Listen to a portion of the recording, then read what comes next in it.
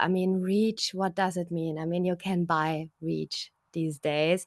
So, but you can see that if someone buys reach, because you can see it still on the engagement, you know. So if you have like 1 million views on your post, but no one commented on it, it's probably something you paid for. Then the question is, yes, what does this lead to? Maybe just a little bit of dopamine for you, you know, it makes you feel good. It makes you feel like, you know, you're achieving something, but at the end of the day, you know, on the other side of the screen, there's nobody, you know. So the question is that really your goal? So we are looking for real people who are making connections with other real people, because social media is supposed to be social.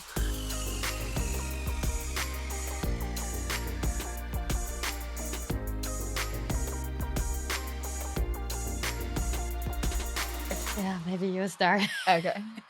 I can learn from the It's gonna be fine.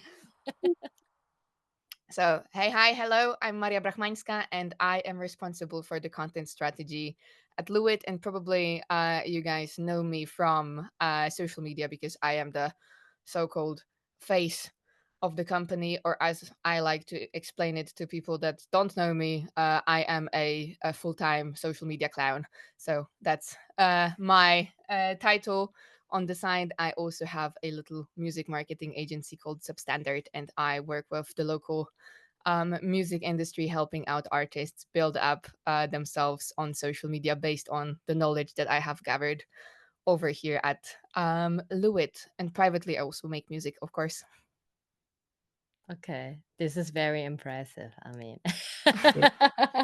all right, Valerie, I'm gonna blush. all right. I'm going to try to Go ahead. keep on with that. No, I'm Valerie Fröhlich, and I'm working with Lewitt for 10 years now. I'm taking care of our artists and media partnerships, and yeah, that's fun. So Now that's what I call professional. Ooh, both of you. Yeah, welcome to our podcast. In German, we are called Tonstudio für Frauen, and in English, that would be Recording Studio for Women.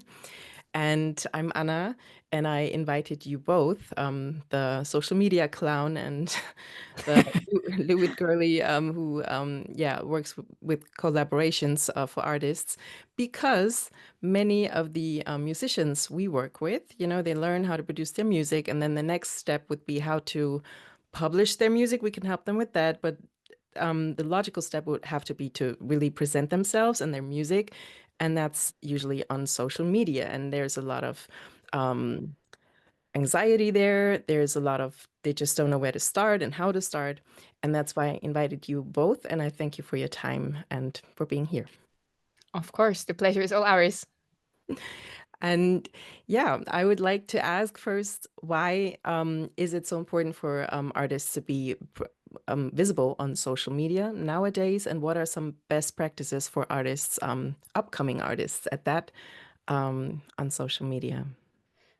I think that the first thing that comes to mind is that social media is a completely groundbreaking form of promotion currently available on the market. Even a few years ago, it was not possible for just about anybody in the world to promote themselves completely freely globally. And now we have this kind of a tool at our fingertips.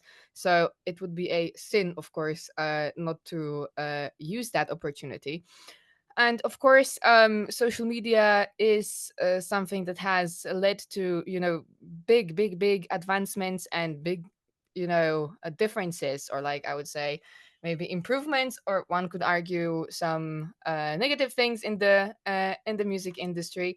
However, I think that it would be a little bit delusional to believe that, you know, it's possible to currently build up a career without being present on social media whatsoever. So I think that it's just become a necessity, and I believe that majority of artists that I work with, that I talk to, for them, it's kind of, you know, obvious that social media is the place to be, is the place to present your music, where you have access, as I said, completely for free to a global audience. And the only thing that probably you have to invest realistically is your time, which of course time is money. Mhm. But yeah, that's what I would say. And in terms of best practice as well, we would need probably 10 hours of time to discuss all Sorry. of that. I think that in general, I believe thinking about the content strategy is already a massive step up. So I have to admit that, like, from what I'm observing, a lot of people just make social media content in order to make just anything, and to, just cross it off of the list of things that you're supposed to do in order to grow as an artist. But I think that this is definitely the wrong approach to it. So, like, the first step to, starting even seeing these best practices is to start thinking about what your strategy is and how does social media actually fit in within that.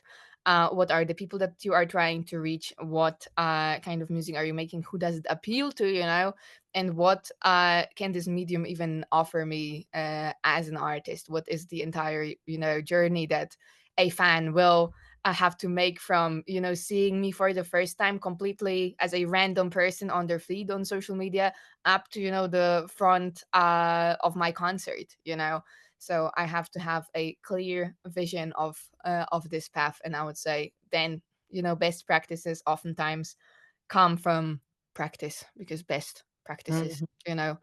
I think that this says a lot on its own.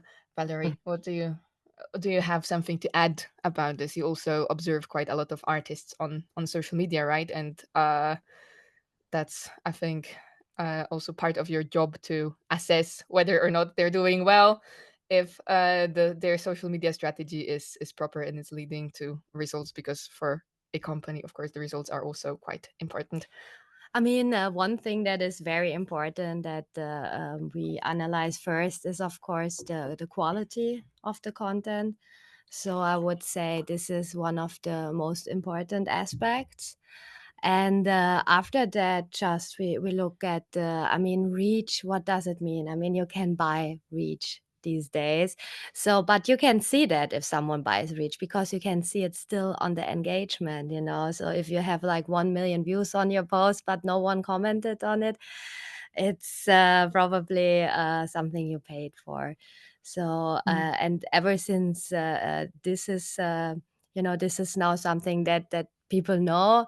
Ever since this moment, the engagement rate became more important. Yeah, and they for a good reason, I think, right? Because also, I mean, as a marketer, I've seen, or I've heard, I would say, stories from, um my artists, the artists that they work with, where, they will claim that, oh, you can buy reach, you can buy yourself likes, but then the question is, yes, what does this lead to? Maybe just a little bit of dopamine for you, it makes you feel good, it makes you feel like, you're achieving something, but at the end of the day, on the other side of the screen, there's nobody, so the Mhm. question is that truly your goal?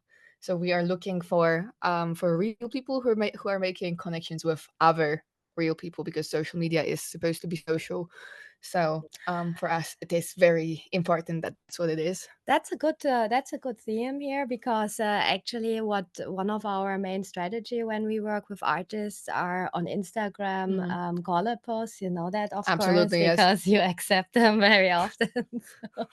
Sometimes I forget, but then you do it. So You just text me, I just did it. yeah, so this is also a great strategy to grow, not Mhm. only for a brand, because the posts are shown on both accounts, right? But it's also great, I mean, for artists, if you collab with other artists, with other people.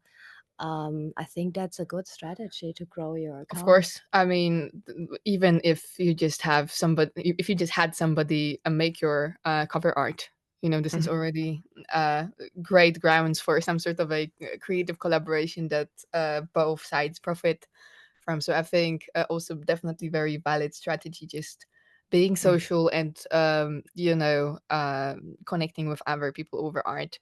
I think this is just the general theme everywhere. It's the same with being social in the comments. We always reply to our comments. We actually have one employee who does that very, very well over there in America, who is almost like specialized in continuing discussions in our comments. And it's really beautiful, because I think that this also definitely builds this brand affinity, no matter whether you're selling microphones or if you're an artist. I know some people from our DMs from back in the day when I was the one replying to comments, where Mm. somebody learned compression from us because they just asked in our DMs. And now these people are Wow. fans of the brand because Mhm. they got a response, and they got a friendly one, and somebody that actually cared on the other side. And it's very, very similar for artists at the beginning stage. If somebody comments, if somebody takes time to reach out to you, you don't have to see them as fans per se, in the this old meaning of the word, where you're supposed to be a little bit mythical and and mysterious. No, we are all humans, and I think it's so much fun to like get direct connection with an artist that you like, or just a social media clown from Lewitt, whatever it is. That is definitely a very good practice. Mhm. So most of our musicians, they know social media as a user, but they don't know it as a creator. And so they're just starting out with their music, and they're a bit shy, which I find is more even and prevalent in women. So they're pretty insecure, and they don't know what strategy to use. They like to kind of even hide themselves. What, like maybe out of experience from yourself or the artists you work with, what do you suggest? Like, what? Because I remember, like, it was very hard for me to even post a video from me because I was shy.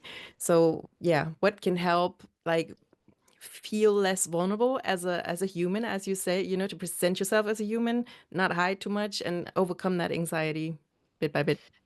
That's a very good question. And I have to say completely honestly that I can only speak from the place of, compassion towards people that I work with that struggle with this, because I have been blessed by the goddesses Valerie? of audio and everything, actually, with quite a lot of confidence and just this type of a personality where I never really minded, seeing myself, for example, which I think is already a big step, because a lot of people, I think that majority of people actually, internally struggle with the way that they view themselves. So, unless we do this work of, working on the way that we perceive our self image, it's very hard, of course, to present yourself on social media, because that is such a vulnerable place. And especially for women, something that I know from my own experience is, of course, we are being torn to shreds sometimes, just for our existence. That's something that I think we all know from our daily life, that for a woman, it's enough to to talk about a topic that is maybe generally perceived as a masculine topic, and suddenly, my opinion is completely invalid right away, and on top of that, add in a list of of some sort of things that I should, tick off of the list. Like, I don't know, I should be thin, I should be, blonde. I mean, I'm blonde now already, but you know what I mean? Big eyes and beautiful. That's probably not something that I can always consistently offer, and that's the same for every single human being, because it is what it is. We are human beings, and we are all different, and that's the beauty of it, that like there is not one standard that we all have to adhere to. But anyways, speaking of how to overcome this anxiety, well, first of all, just realizing that the self image is something that I have complete control over. I think this is something very valid. Getting comfortable in your body is definitely going to help, but I know that this is not always the case, that it's not always something that can even be done, and is completely understandable. Then realizing, I think that you know uh this is also a craft that you have to learn in a way. This is a skill that probably is completely new to you, because for now, you've only been the consumer of social media, only been somebody that like, takes these things that are being presented and just absorbs them in a way. But it is a skill that you can learn in a way.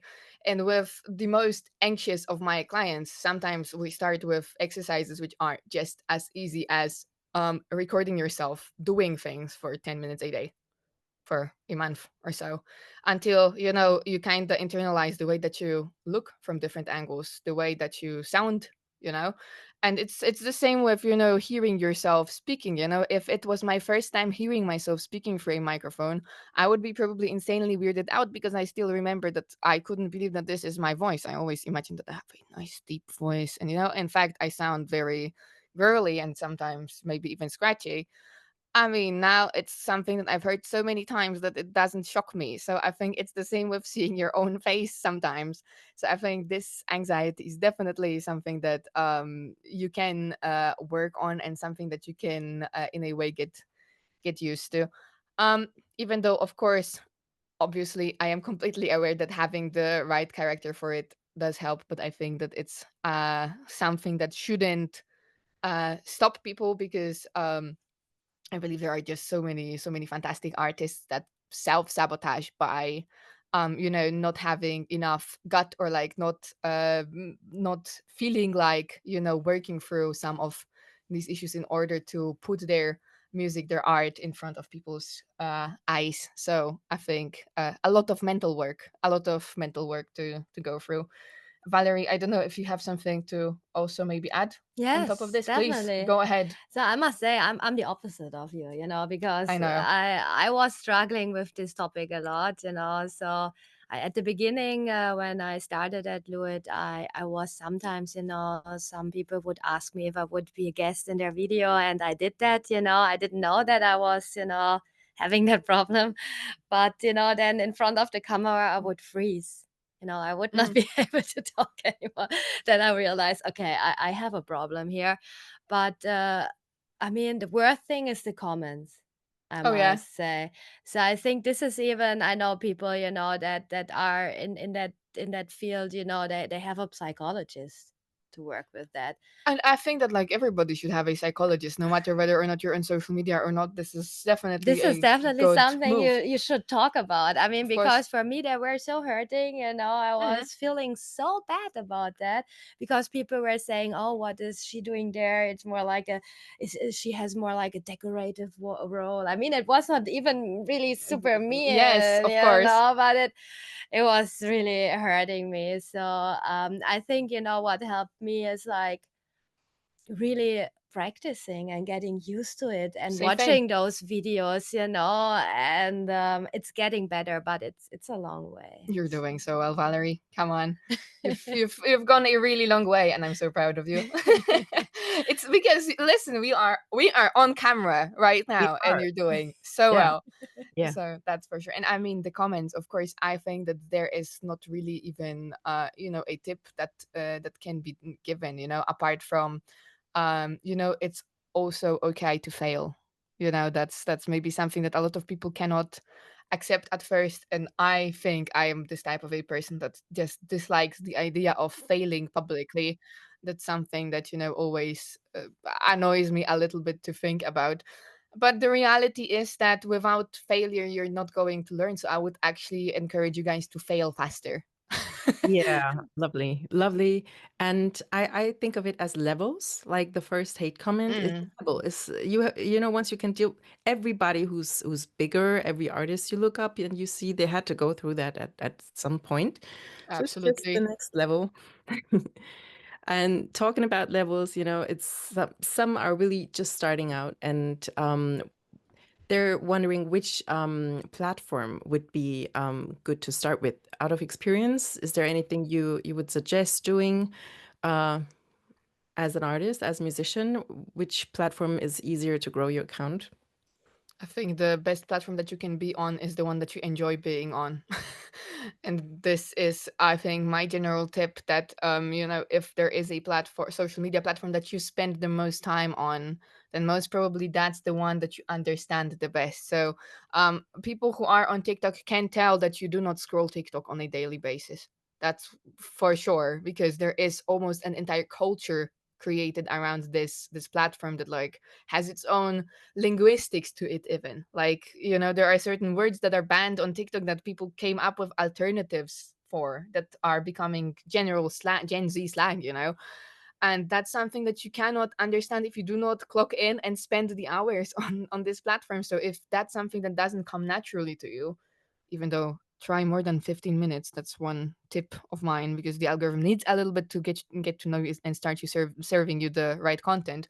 But if this is something that's not for you, then most probably another platform is going to feel more natural to you, and you're going to be more consistent about it, because I think the consistency is so much more important than the platform itself. From my general experience, I would say that currently the platforms which are the most lucrative, or I would say are the most rewarding to be on, would be both Instagram and TikTok. And in my opinion, they are on very similar level, because TikTok has more explosive growth in the sense that, you know, videos in between will be a little bit lower in terms of reach and engagement, and then suddenly you get a massive viral, and then again nothing. Instagram is a little bit more consistent. Instagram, on the other hand, even though it doesn't maybe offer this kind of explosive growth, what it does offer though is many different touch points with your fans, like stories, posts, reels. All of them cover completely different you know, moments of the day, or like mindsets that people are in, you know, reels being something that you can grab completely new audience with. Then, you know, posts for general announcements and, you know, maybe bigger things, and stories for building this personal connection where, you know, they feel like part of your story. Well, that's what it's called. um this is something that's fantastic on Instagram. So I would say these two I see as the biggest hit with the artists that I've been working with, and that these are also the main platforms that we work with over here at Lewitt. But you know what? If you are into Twitter and that's where you feel right, and that's where you feel like, you know, you're at home, then probably Twitter should be your main platform. Which for me, it's not. That's something that I do not like and or enjoy. I must say, I know a lot of people that are like artists that are live streaming there. On Twitter On specifically, really? Okay. no, not on Twitter. I mix it up with Twitch. Sorry. Twitch, yes, on Twitch. Yeah. Yeah, Twitch is actually amazing. But I have to say that, like me personally, I also do not spend much time on Twitch. Twitter, it's now called Twitter X. is called X, and it looks Yeah, like, and they're probably not watching this podcast, I'm pretty sure, like 3 women talking about social media and music yeah, maybe hate watching at best, equipment. but I don't think that we're that interesting. I mean, and we are also not very interested. I mean, Twitter, X, Mm. So one thing I know about each of those platforms is that momentum is very important to grow. absolutely. And at first, that can be a little bit overwhelming. Like, what types of content do I create out of your experience with other artists? What works well? What kind of ideas do you have? What have you seen? Like, any tips for someone starting out? I mean, I think the first logical thing to say is the format matters. I already said that Instagram, for example, offers different formats, right? And something that I see as a big mistake is not understanding which format reaches whom, so to speak. So, of course, if I post a story, it's not going to contribute to my growth as an artist, because this is only ever reaching people who already follow me. So it's counterproductive to, you know, create a lot of stories, for example, while, you know, at the same time I should be shooting reels, right?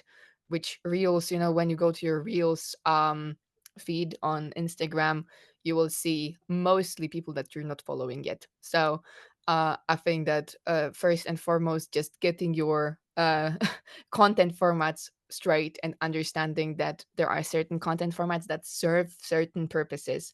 And then, you know, having this purpose in mind, you can allow to shape your content, right? Because if I already know that, okay, reels, so these short videos, I have 60 seconds, probably 30 seconds would be best. And these are going to be played out to somebody that I do not know and that I want to get to know me, right? Or that I want to interest in some way. Then most probably, you know, what I need to do is take this into consideration and create a video that um speaks to a random person in the street, right? For example, if I'm promoting a single, of course, then I might want to create a video that doesn't just say out now by XYZ, because nobody cares. Nobody knows who's XYZ yet, right? Because these are people for whom you are completely new. Well, then maybe let's interest them. Hey, if you like this and that artist, or if you like night drives, then this is the perfect song for your playlist for that, or just thinking about it from the perspective of how can I provide value in some way to somebody that doesn't know me yet in these cases. And I think that this is how the best social media strategies actually come together, and this is something that we even do with our content here, translating it to maybe product a little bit more. But what we are or what we've been trying, at least in these past few years, more or less, to do is um creating stuff that somebody who doesn't know what Lewitt is, that doesn't know what audio is about fully, can enjoy, because we're educating people. We're explaining different themes, different topics. We're talking about maybe how creative some people are in the studio, and like what kind of creative techniques you can use yourself for making music. And that's how we are drawing this new audience to us. So this is not really yapping about me ourselves the entire time. It's more so about you, because we are trying to interest people, and the best way to interest people is to speak to them directly, and speak to their pains, speak to their emotions, speak to the things that matter to them, and not necessarily about yourself, because they do not care about you yet. That's not that point. So I would say that in terms of conceptualizing content, this is probably the most important thing to understand. I will not necessarily tell you any specific, formats, because these are different for every single artist. I think that this is different even based on songs, right? Like when you have a new song, then it's good to just have a sit down and think to yourself, okay, now I am this artist with this specific persona on stage, right? And this is my audience. They're this and that age, in this stage of their life, that's their interest. And this is a song about this and that. What kind of content can I make about this that connects all of them? And usually this will bring you quite a lot of ideas, especially if you're observant on social media and you're seeing what others are doing. Then you're going to be able to come up with some very, very creative things for yourself, which is also exactly then what the audience is looking for, what people like us are looking for, because I think that's the next thing that we can even talk about, right? The collabs with And companies, which, collaborations. Yeah, yeah, nice. that's that's something that, like, as you started the conversation, we said nowadays it's more easy to connect the artist with the listener. So Right. we grow together more. And what we see in our musicians is that they don't even think of like this. It seems so out of reach to collaborate with brands like Lewitt. It seems so big, and it doesn't seem like something they could reach soon. So just to open up their mind and to give ideas, like how would they even attract someone like a brand like Lewitt to work with them, to collaborate with them? How are they, when they create their art, yeah, how can they be of interest? I mean, if they have like super creative ideas, for example, this will attract people. So like I said, we're working with quite some people that don't have like 100,000 followers. We even work with people that have like, 10,000, under 10,000, it's numbers, but their posts are performing great because the content is so good, you know. So, and I think, everyone started small, and there were also people, that started with their social media and they got motivated because, we said, at the moment it's we cannot do that at the moment, but keep on doing that great work and reach out, and we can see, where you are next year. And that's the thing. Those people, they stayed, they try to reach their goals.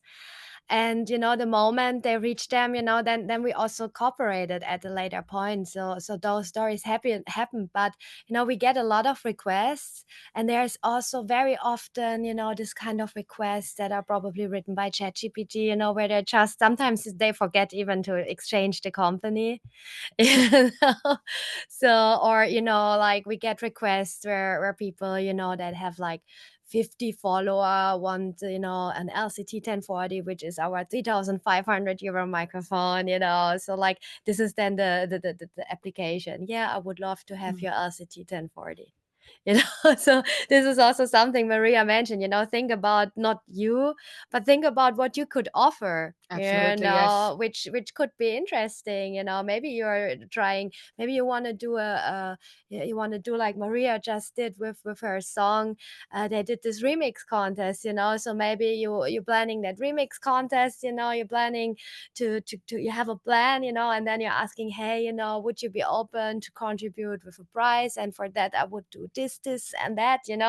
And then we see, people are really interested in working with us, and we are not just an option. So this is something that definitely helps when you don't have like the huge numbers, like staying interested. I mean, if we see someone reaches out 3 times to us, I mean, we are also just humans. So. And I think to add on top of that, I think that you've hit the nail on its head, to be honest, with this part about understanding your business case. I think is also so important, because a lot of people will reach out, and they will reach out just to reach out. Hey, can I get this, with this mindset of give me something, while in all honesty, this is true for not only brand collaborations, but also record deals, also publishing deals, anything else where you're collaborating with a company as an artist. And I look at these applications also from the artist side, to correct them before they go out. These are not NGOs. These are not charitable organizations that just give away things to give them away. And they are, of course, looking to make some sort of a profit. And how this profit is made is, of course, through gaining visibility. So at the end of the day, with companies such as Lewitt, or like any sort of audio branded deals, or like branded deals per se, I think that you just have to be aware of this, and also look at it from this brutally honest perspective. Hey, can I offer some sort of visibility? And if it's maybe not possible within the realm of just my social media, then maybe I can do a remix contest. Maybe I can do something extra that will provide enough extra value for this company to consider me. It's doable. It's all possible. You just have to maybe think of it with the right mindset of, I want to be a business partner. I don't want to be just, somebody begging Caritas for help, that's because that's how it feels sometimes.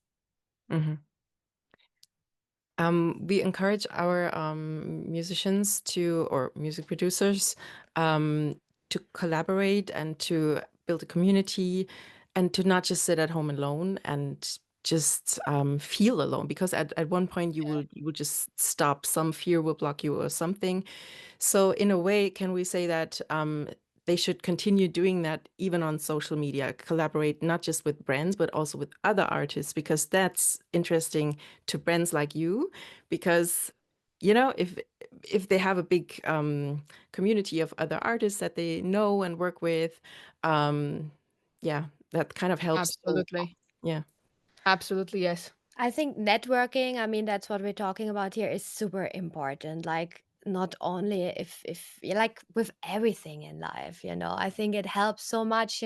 First at all, you can talk to people that have the same problems, that struggling with the same things, and maybe they are already a little bit further already, so they can share their experiences, that already feels good, if you have like-minded people that go through the same things as you do. And I think also, those network events, maybe you meet producers, maybe you meet other people, bookers, you can meet so many different people, that might be able, if you tell them what you're looking for, and if they know that, maybe if there is a chance or a gig, they will call you, and ask you, hey, you told me you would love to play at this bar, they are looking for someone right now. I was thinking about you, so I think, communicating your dreams and your goals to your network is something that can really open doors. So true. Absolutely. And I think that it's also generally so good to have friends. That's another thing. Life gets very lonely, even just from this perspective. Artists are very emotional creatures.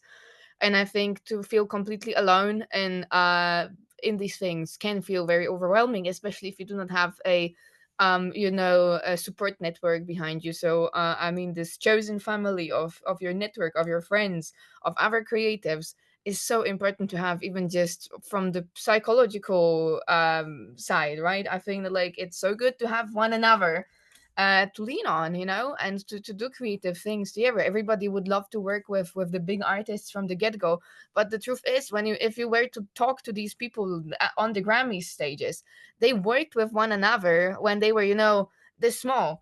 And that's kind of how it's supposed to work out. I think that it's best to hop on board early with your friends, because Mm. they also hop on board early with you and build together, because that just magnifies everything that you guys do. So I think I'm a huge believer in community, and I think that community is like what can truly make or break longevity in this game.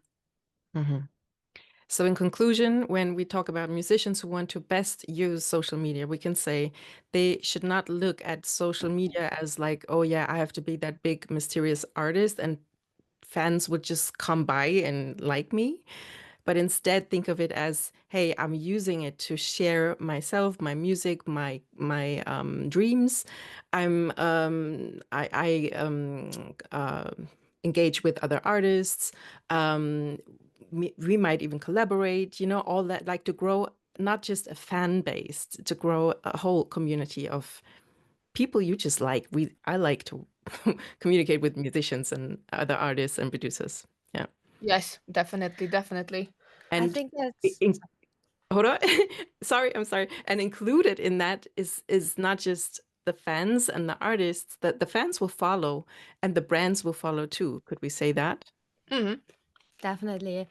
But one thing, this all sounds so beautiful, but I mean, one thing that is important to also mention, there's also people that will tell you, they can do a lot for you, but then at the end nothing happens. So you also have to learn how to deal with that, I mean, that's also a big part because, like Maria already said earlier, you also will fail with things, and not everyone who says is going to support you will support you at the end. So you will also experience disappointments.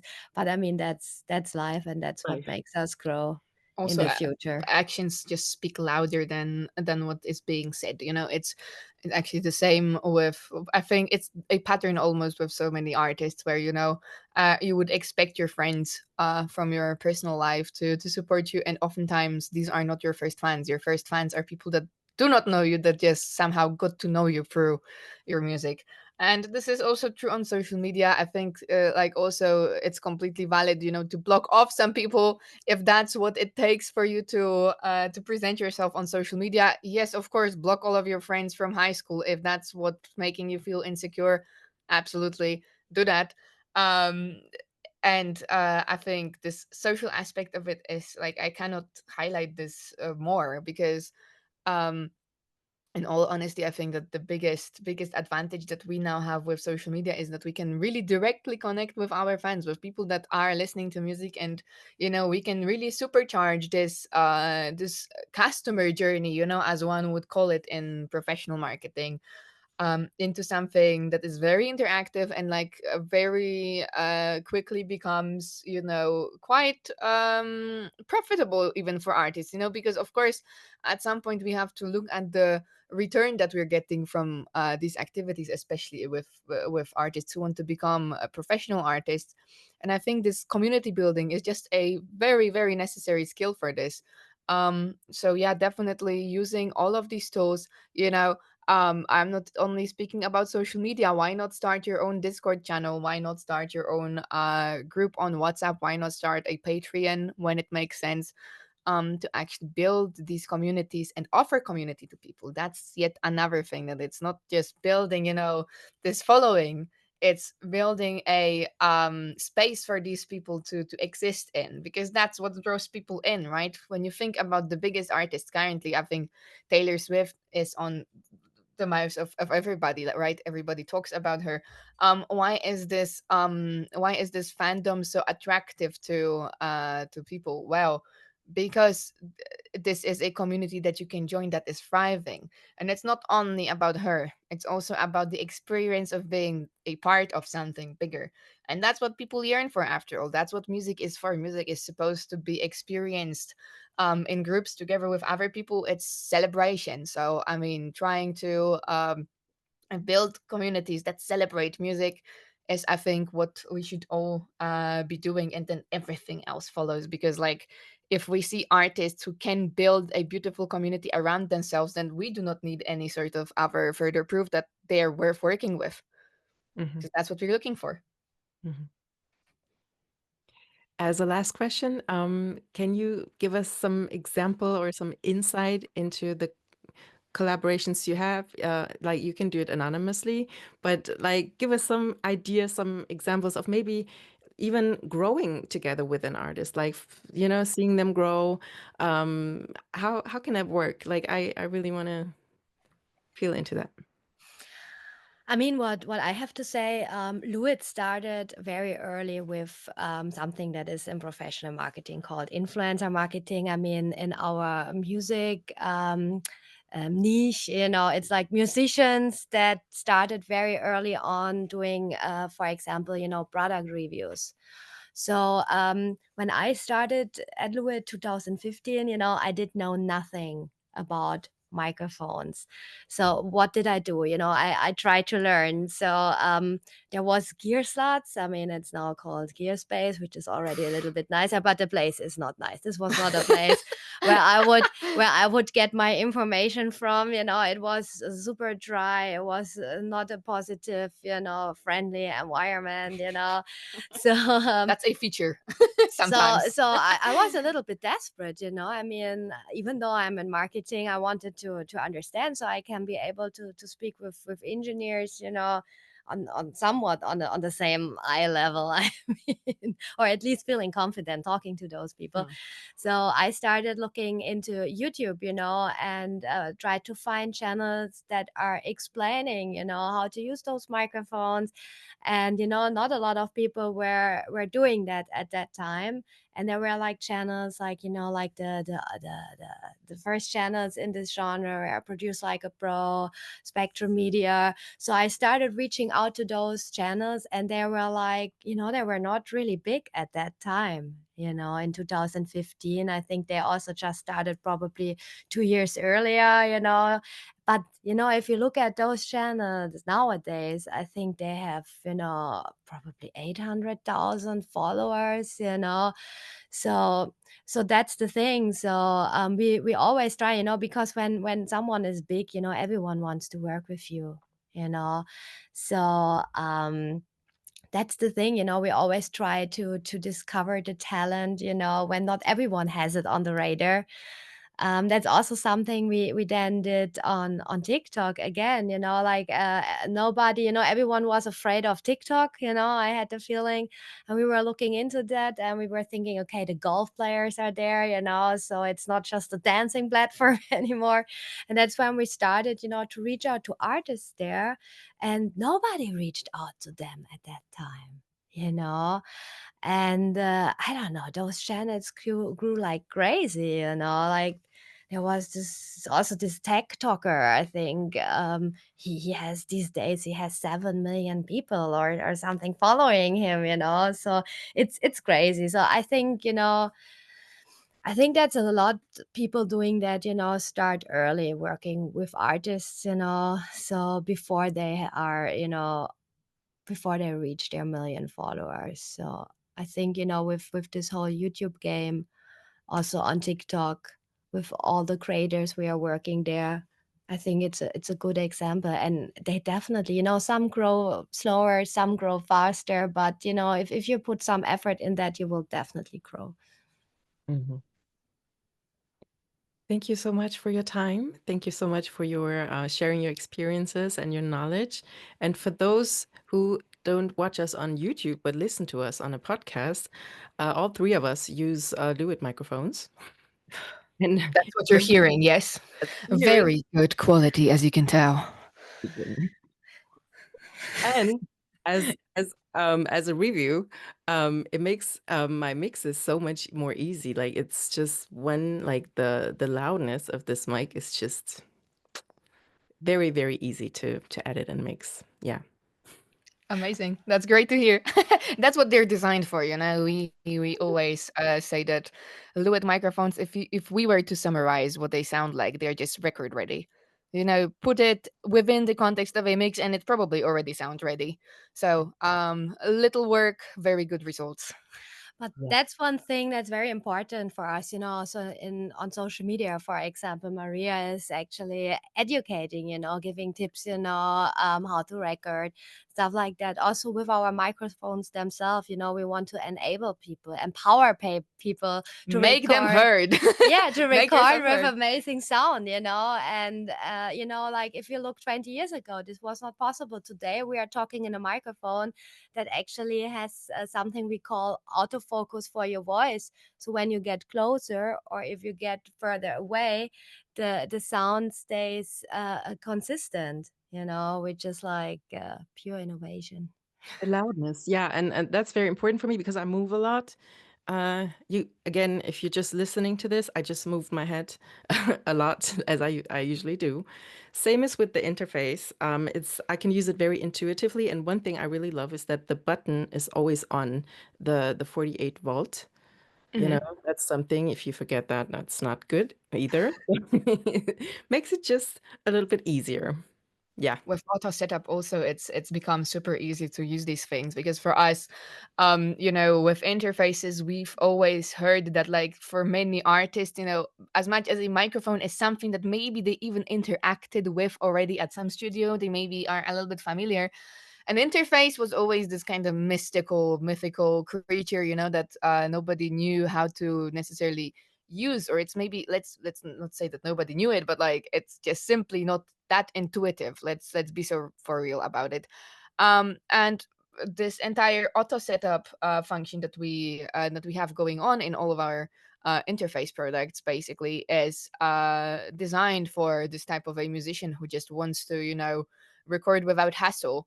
And that's exactly what it does. You have to just pick a few settings which are explained in great depth. You don't have to understand much about music production in order to do that correctly. Then it simply measures the loudness, measures the levels, adapts the gain settings, and boom pow, there we have it. Perfect settings again, record ready, as I already mentioned.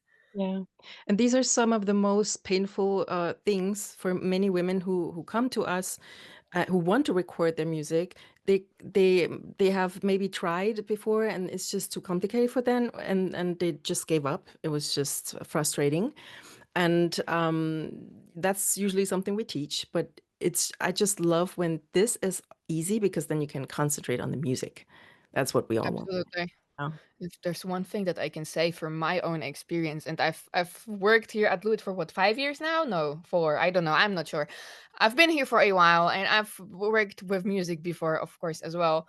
One thing to all the women out there, men know just as little as you do. They're just so confident in doing it that they will do it wrong and still be confident about it. even, claim that they're better than you sometimes when they do a worse job. It's just the matter of, maybe the way that they think. So sometimes, also me, myself, I think that like I've been blessed by the gods by having a bit more masculine demeanor, and this is already helping. So be blindly confident sometimes, because, you're going to learn as you go. So Blindly fail confident. faster, what I said. Fail faster, be blindly confident, and get out there and connect with people, real fans, and real brands. That's what you should prioritize. Absolutely. Thank you so much. I love this talk. Thanks. It was a Thank you pleasure. for having us. Thank you. Bye-bye. Bye. Bye.